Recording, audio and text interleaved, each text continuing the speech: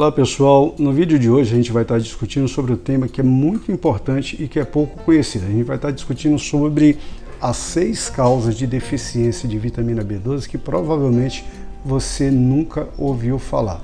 Este é um assunto crucial, pois a carência, a falta de vitamina B12, ela pode gerar danos permanentes no sistema nervoso e no cérebro, podendo provocar anemia, aumento do nível de homocisteína, o que é péssimo para o nosso coração, e até mesmo a depressão.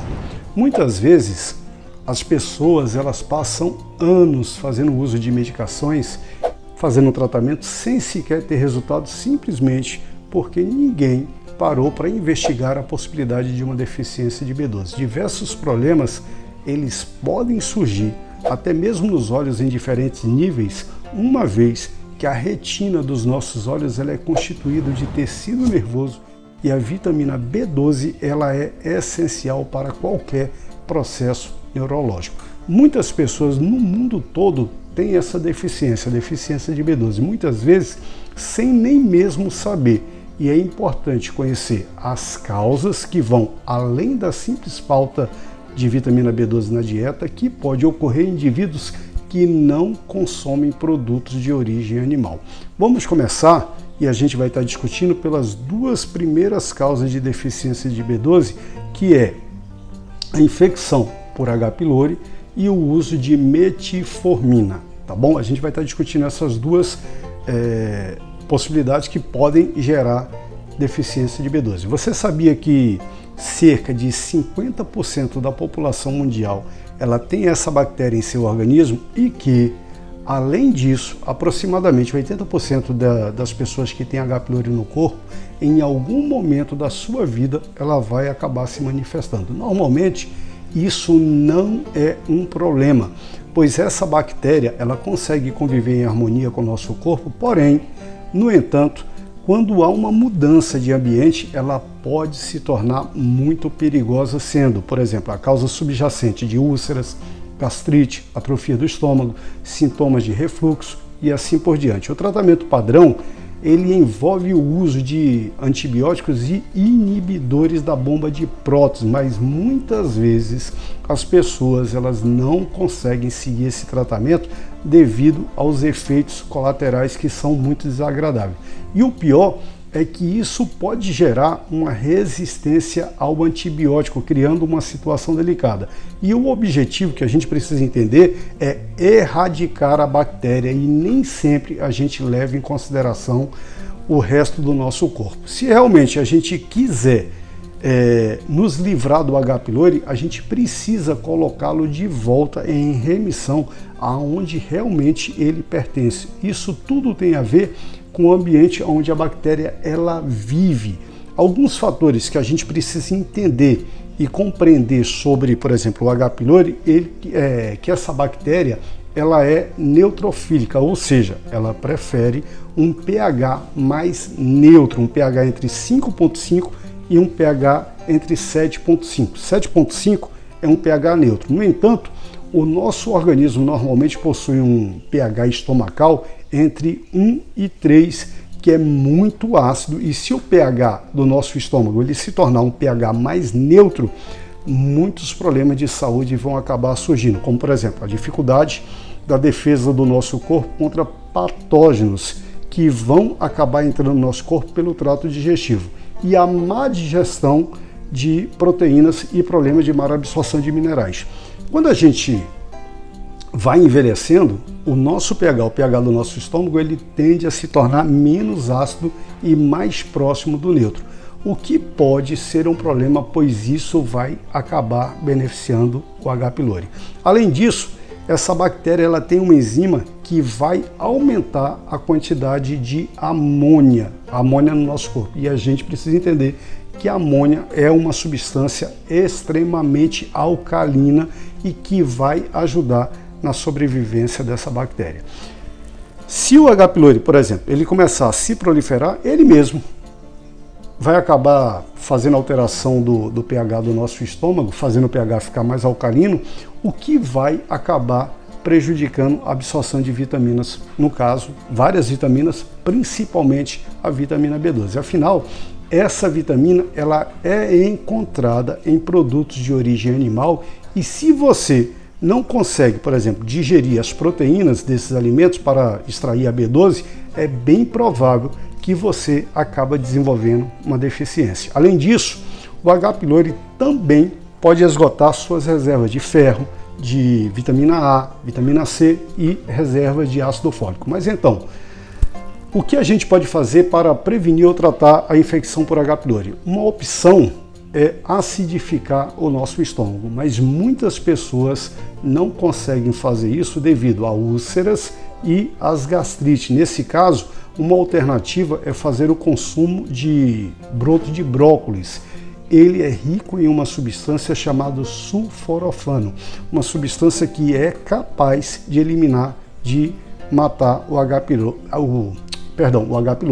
Uma outra substância também é o alho, que também pode ser usado, é um ótimo aliado, mas nem sempre algumas pessoas vão conseguir fazer uso. Além disso, a gente precisa colocar na nossa dieta probióticos. Eles podem ajudar a inibir a ação do H. pylori e ajudá-lo a colocar em remissão.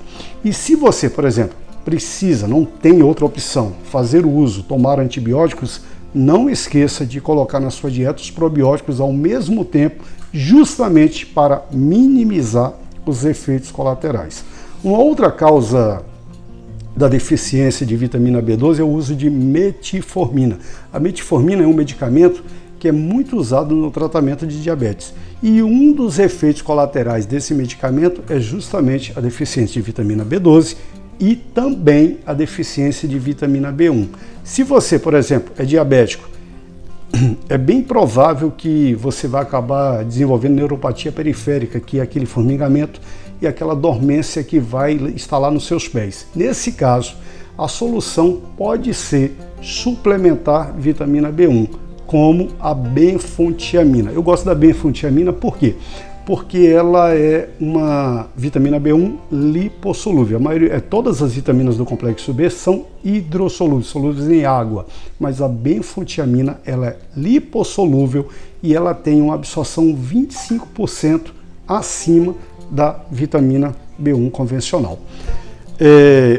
E para isso vai ser ótimo, vai ser excelente para ajudar a reverter esse quadro de dormência nos pés e melhorar essa situação. Mas se você, por exemplo, não souber que está com essa deficiência de B1 e B12 e continuar fazendo uso de metformina, isso pode acabar agravando ainda mais essa situação. Além disso, existem outros fatores chamados de SNPs, ou uma variação genética, um defeito genético que vai afetar a absorção e atrapalhar a ativação da vitamina B12. Algumas pessoas que têm esses genes que não permitem a absorção no seu grau máximo de B12, o que pode levar a essa deficiência é se você, por exemplo, fez o teste e viu que tem esse defeito genético e descobrir que isso é uma predisposição, uma opção que você pode ter é fazer o uso da vitamina B12 na sua forma natural, como a metilcobalamina. Já é a vitamina B12 metilada.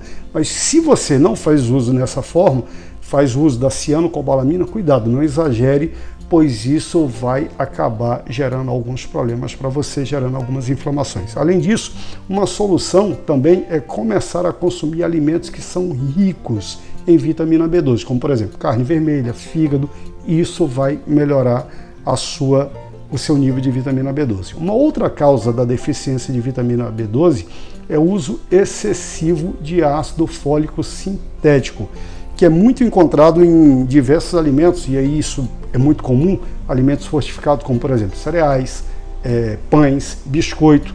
O problema é que o ácido fólico ele pode se acumular no nosso corpo, tornando-se tóxico, especialmente se você tem essa predisposição genética, se você tem esse defeito genético. E o excesso do ácido fólico, ele pode mascarar, ele vai atrapalhar a absorção e vai mascarar, fazendo com que você ache os exames que você está dentro do nível adequado de B12 e, na verdade, você está em carência, o que pode ser muito perigoso. A solução é optar pelo metilfolato, também o ácido fólico, porém não ele nessa formulação, mas ele já metilado, metilfolato, que é uma forma natural de ácido fólico que não precisa ser convertido, no caso metilado, pelo nosso corpo. Uma outra causa pouco conhecida da deficiência de vitamina B12 é o óxido nitroso, também conhecido como gás do riso ou gás hilariante. Esse gás ele é frequentemente usado como anestésico em procedimento dentário ou até mesmo procedimento cirúrgico, e o óxido nitroso pode inibir a absorção de vitamina B12 pelo nosso corpo, causando deficiência. Se você, por exemplo, precisar passar por uma cirurgia ou por um procedimento dentário que envolva o uso do óxido nitroso, certifique-se de discutir isso com o teu médico ou com o teu nutricionista e considere fazer suplementação de B12 antes e depois desse procedimento. E por fim, o uso de medicamentos antiácidos que são conhecidos como inibidores da bomba de prótons, como por exemplo o omeprazol. Ele pode aumentar o risco da deficiência de B12, uma vez que esses medicamentos eles vão reduzir a acidez do teu estômago, o que pode dificultar a absorção de vitamina B12. E se você, por exemplo, precisar, não tem outra alternativa, fazer o uso de inibidores da bomba de prótons por um período longo, converse com o teu médico, converse com o teu nutricionista sobre a possibilidade de fazer suplementação de B12 justamente para evitar essa deficiência. Em resumo, fazendo um resumo, a deficiência de B12 ela é muito comum, mais do que você pensa, e pode ter consequências graves para a tua saúde, incluindo danos permanentes ao sistema nervoso, ao cérebro. É importante, nesse caso, é importante estar ciente das causas menos conhecidas de vitamina B12, como por exemplo infecções por H. pylori, o uso de metformina, variações genéticas, excesso de ácido fólico, óxido nitroso e o uso de medicamentos antiácidos. Se você, por exemplo, acha que pode estar em risco de deficiência de B12, converse com o teu médico, converse com o teu nutricionista sobre a melhor forma de prevenção, de tratamento, suplementação, para que você possa reverter essa situação, é claro, acompanhado de exames. Uma dieta equilibrada com alimentos ricos em vitamina B12, como por exemplo, isso a gente precisa ter, é necessário, dietas como carne vermelha, peixe, ovos, laticínios, é a melhor maneira de garantir a ingestão adequada dessas vitaminas. No entanto, se você seguir uma dieta vegana, uma dieta vegetariana estrita, pode ser necessário fazer a suplementação de B12 justamente para evitar essa deficiência. Além disso, é importante estar ciente de outras condições de saúde que pode afetar também a absorção de vitamina B12 pelo teu corpo, como por exemplo, doença de Crohn, doenças autoimunes, doenças de celíaca, quem fez cirurgia bariátrica. Essas condições podem exigir uma abordagem mais personalizada justamente para prevenir a deficiência de B12. Em conclusão, a deficiência de B12 é um problema de saúde sério e é muitas vezes subestimado. É importante estar ciente das várias causas de deficiência de B12, além de uma dieta pobre de B12, e tomar medidas para prevenir e tratar essa condição. A gente precisa entender que a gente precisa conversar com o médico, com o nutricionista, justamente para ajudar a garantir que você esteja obtendo essa vitamina B12 no seu grau mais adequado, tá bom? Gostou desse vídeo? Se você gostou, então deixa aí o seu like, compartilha com seus amigos e familiares, que vai ajudá-los a entender melhor sobre a importância da vitamina B12 para a tua saúde. E se você ainda não se inscreveu no nosso canal, clica aí no botão de inscrição, ativa o sininho de notificação para você não perder nenhum de novos conteúdos, novos vídeos, e obrigado por você assistir até aqui. Um abraço e eu vejo você no próximo vídeo. Um abraço, até mais.